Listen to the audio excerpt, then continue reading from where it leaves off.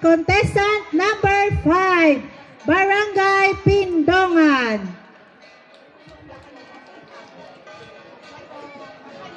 Barangay Pindongan, by virtue of Republic Act 2370, Barangay Pindongan was created with an estimated land area of 426 hectares spread over its sitios. Their population is approximately 1,241 and a national tax allotment of 2,685,714 pesos. Barangay Pindongan is headed by their Punong Barangay, Honorable Alvin Dumalnog Pagadut. Let's give Barangay Pindongan a big hand.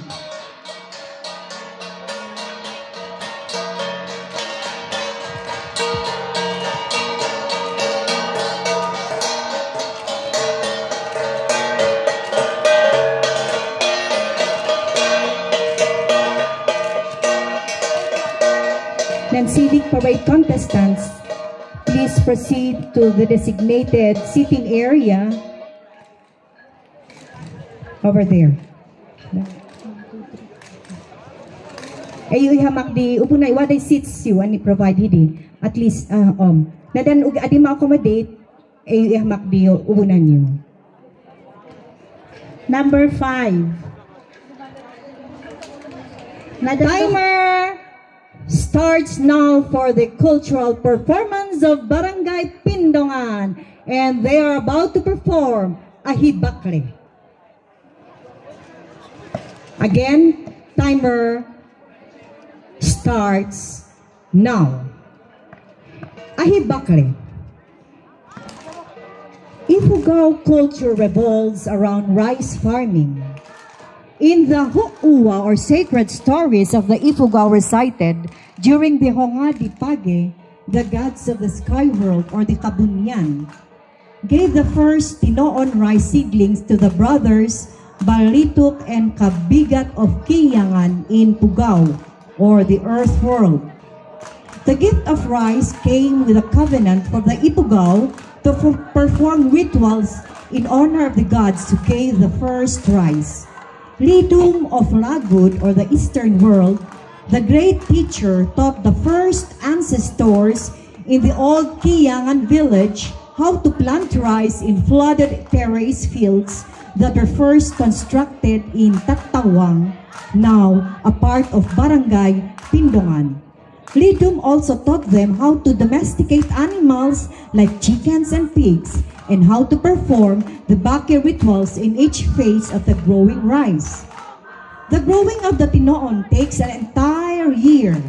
The Dayakot or the glutinous variety is planted alongside the Tinoon, which has the same growing period, starting from the formation of the grains until just before the harvest. Farmers make sure that the rice is protected from the pests, including birds and insects. Kidlo or scarecrows are strategically placed around the fields. The atiu, a setup of ropes and vines attached to bamboo poles in the fields. When pulled, it creates sudden movements and noises like cans hanging on the poles, scaring birds away from the grains. After the harvest, the village performs the bakle, a Thanksgiving ritual that marks the end of the harvest season. Chicken and tinawon dough are sacrificed to the gods of agriculture. During this occasion, the villagers pound pre-soaked glutinous rice to make flour, which is the main ingredient for the binakle. The glutinous dough is mixed with sugar, coconut, sesame seeds, and others flavor enhancers. This is then wrapped in banana leaves to make binakle. Then, puniari din ang binakle. The leaves of the rao or the lituk can also be alternate with wrap. The cooked binakle is first served to visitors like us and children, then everyone partakes in the feast. This practice reflects the Ifugao deep spirituality in thanking the gods for the bountiful harvest and cherishing the values of community solidarity, sharing, and cooperation. Thank you very much, Pindongan, for the binakle. Diampong kanda, makaphot kanu, na imas.